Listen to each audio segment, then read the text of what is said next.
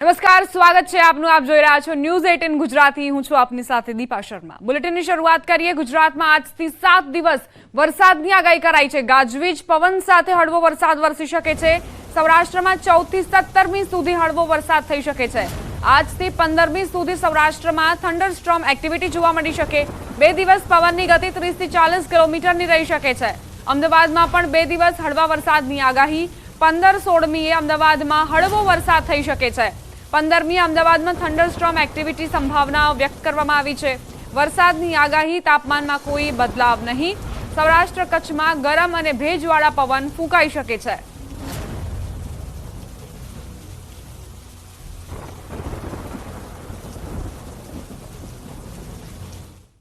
ગુજરાતમાં ચોમાસું વહેલું આવી શકે છે. હવામાન નિષ્ણાંત અંબાલાલ પટેલે આગાહી કરી છે. 16 થી 24 મે વચ્ચે અંદમાન નિકોબાર ટાપુ પર ચોમાસું બેસી જશે. 24 મે થી 5 જૂન સુધી ગુજરાતમાં વરસાદ થશે. રોહિણી નક્ષત્રમાં ગુજરાતમાં વરસાદ થઈ શકે છે. મેના અંતમાં અરબ સાગરમાં ચક્રવાત બની શકે છે.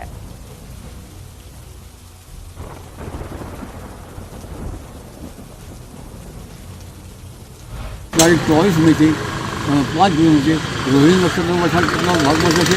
આ વખતે અખાત્રીજે નૈઋત્યનો પવન રહેતો હોવાથી ચોમાસું વહેલું આવશે. આ ઉપરાંત મેના અંતમાં જૂનની શરૂઆતમાં અરબ સાગરમાં ચક્રવાત થશે. 16મી મેથી બંગાળ ઉપસાગરમાં ચક્રવાત થવાની શક્યતા છે. 16 થી 24 મેમાં આંદમાન નિકોબાર ટાપુ પર ચોમાસું બેસી જશે અને આ ચોમાસું જે છે એ હાલના દક્ષિણ છેડે બેસી શકે.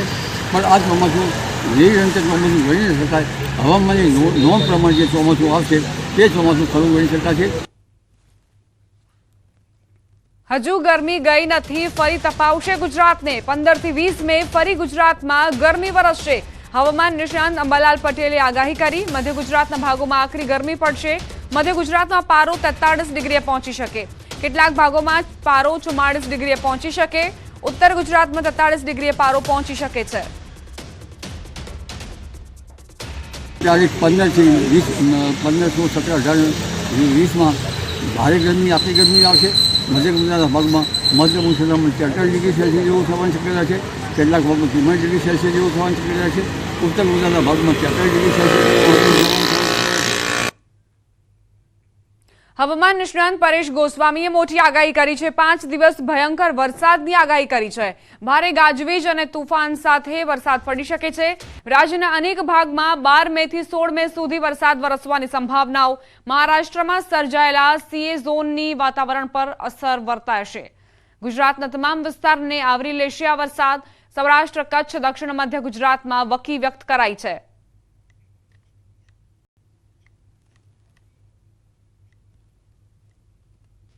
પ્રી મોન્સૂન એક્ટિવિટીના ભાગરૂપે હશે અને આ વરસાદની અંદર ભારે ગાજવીજ અને પવન સાથે તોફાની વરસાદો પડે તેવી શક્યતાઓ છે. ખાસ કરીને આજે 12 મે થી લઈ અને 16 મે 2024 સુધી આ રીતે વરસાદની શક્યતાઓ રહેલી છે. જેની અંદર ખાસ કરીને આમ જોવા જઈએ તો છેલ્લા ઘણા સમયથી 40 ડિગ્રી કરતાં પણ ઊંચા તાપમાનની અંદર રાજ્ય છે એ સેકાઈ રહ્યું છે. ત્યારે અત્યારે મહારાષ્ટ્ર ઉપર એક હવામાનની અસ્થિરતા ઊભી થઈ છે. આ અસ્થિરતાને કારણે 850 એચપીએ લેવલે એક શિયર ઝોન સર્જાયો છે અને 700 એચપીએ લેવલે છે એ અરબી સમુદ્રમાંથી આ સિસ્ટમને ભેજ મળી રહ્યો છે. જેને કારણે રાજ્યના હવામાનની અંદર એક પલટો જોવા મળશે. જેમાં ખાસ કરીને રાજ્યના મોટા ભાગના વિસ્તારોની અંદર વરસાદની શક્યતાઓ છે. આજે રાજપીપળા, છોટાઉદેપુરમાં વરસાદની આગાહી. આજે ડાંગ, સુરત, વલસાડ, નવસારીમાં પણ વરસાદની શક્યતા. આવતીકાલની વાત કરીએ તો દક્ષિણ ગુજરાતના ભાગોમાં વરસાદની આગાહી કરાઈ છે. 1 થી 1.5 ઇંચ જેટલો વરસાદ પડી શકે છે. થંડરસ્ટોર્મ એક્ટિવિટીના કારણે વરસાદ પડશે.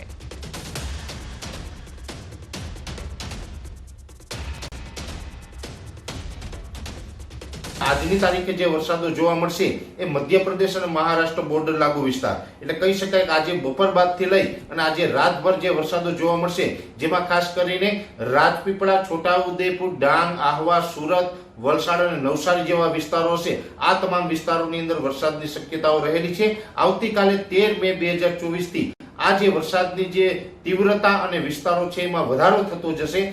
13, 14, 15 અને 16 આ 4 દિવસ છે. આ 4 દિવસ દરમિયાન રાજ્યના મોટા ભાગના વિસ્તારોને આવરી લેશે અને એ દરમિયાન ખાસ કરીને આવતીકાલે આજે બપોર બાદ અને આવતીકાલે 13 તારીખ સાંજ સુધી દક્ષિણ ગુજરાતના જે વિસ્તારો છે જેમાં તમામ વિસ્તારોની અંદર વરસાદની શક્યતાઓ છે। તો ક્યાં ક્યાં વરસાદની આગાહી કરવામાં આવી છે ઝડપથી જ મેપના માધ્યમથી સમજી લઈએ। દક્ષિણ ગુજરાતની વાત કરીએ તો આ એવા જિલ્લાઓ છે જે પ્રભાવિત જોવા મળશે।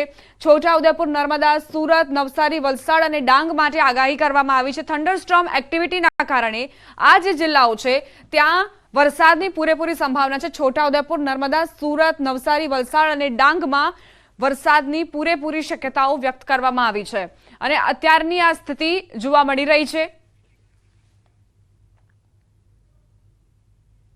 ખેડૂતો માટે મહત્વની આગાહી કરાઈ છે। આ વખતનું ચોમાસું ખૂબ સારું રહેશે। આ આગાહી કરી છે 33 વર્ષથી ભરલી વાક્ય પરથી પૂર્વાનુમાન કરનારા રમણીક વામજાએ।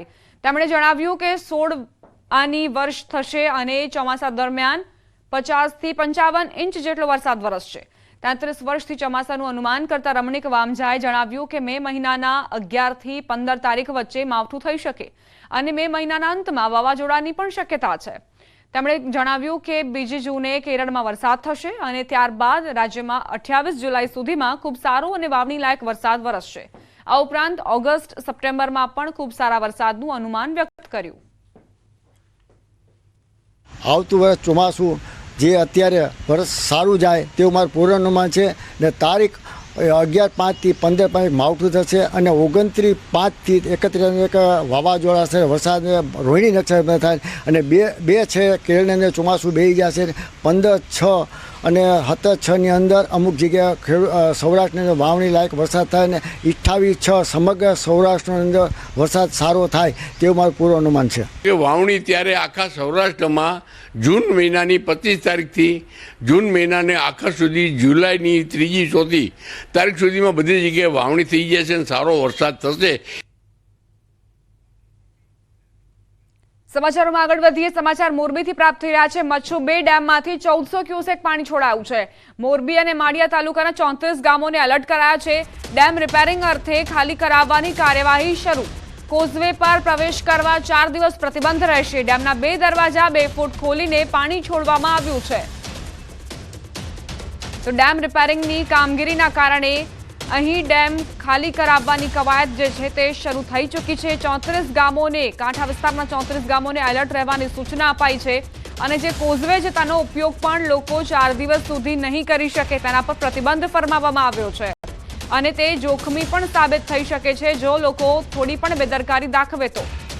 મચ્છુ 2 ડેમમાંથી 2 ફૂટ પાણી, 2 દરવાજા ખોલીને 2 ફૂટ પાણી છોડવામાં આવ્યું છે અને આસપાસના જે વિસ્તારો છે તેમાં 34 ગામને એલર્ટ રહેવાની સૂચના આપવામાં આવી છે કારણ કે આ પાણી બની શકે કે ઘરની અંદર ઘૂસી જાય અને ત્યારબાદ લોકોને નુકસાન પહોંચાડે। 5 આપણા ગેટ છે તે બદલવાની કામગીરી માટે ડેમ ખાલી કરવાની સ્થિતિ ઊભી થઈ છે। એના માટે અત્યારે આપણે 9 અને 10 નંબરના 2 ગેટ 2 ફૂટ જેવા ખોલવામાં આવ્યા છે જેનાથી 1400 ક્યુસેક જેવું પાણી નદીમાં રિલીઝ કરવામાં આવ્યું છે। હવામાન વિભાગે મહત્વની આગાહી કરી છે। આગામી 6 દિવસ વરસાદની આગાહી કરાઈ છે। આગામી 6 દિવસ માટે આ વરસાદની આગાહી હવામાન વિભાગે કરી છે। થંડરસ્ટોર્મ એક્ટિવિટીના કારણે જ વરસાદી વાતાવરણ ઘણા એવા જિલ્લાઓમાં જોવા મળશે। સૌથી વધારે અસર સૌરાષ્ટ્ર, કચ્છ, દક્ષિણ મધ્ય ગુજરાતમાં થવાની સંભાવનાઓ પણ વ્યક્ત કરવામાં આવી છે। देखिए आगे आने वाले जो 5 दिनों की हम बात करें तो मुख्य तौर पे जो है गुजरात में जो है तापमान, अधिकतम तापमान अपने 9 लार्ज रेंज में बना रहेगा, जिसमें जो है अगले आने वाले कुछ दिनों के लिए, जो अगले 6 दिनों के लिए हमने कई हिस्सों में जो है लाइट रेन के अनुमान भी हैं तो उससे